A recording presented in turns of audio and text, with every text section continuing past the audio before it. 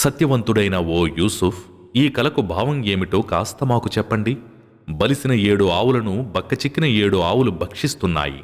పచ్చగా కళకళలాడే 7 ధాన్యపు వెన్నులుండగా మరో 7 వెన్నులు ఎండిపోయి ఉన్నాయి. మీరు గనక దీని గూఢార్థం చెబితే నేను తిరిగి వెళ్ళి వారికి దీని గురించి చెబుతాను.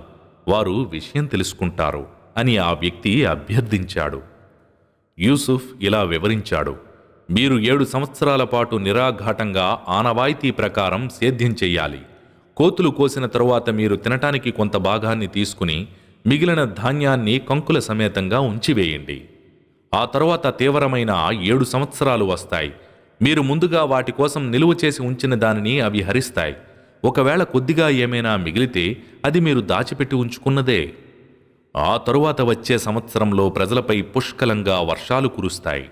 అందులో వారు రసాన్ని కూడా దండిగా తీస్తారు.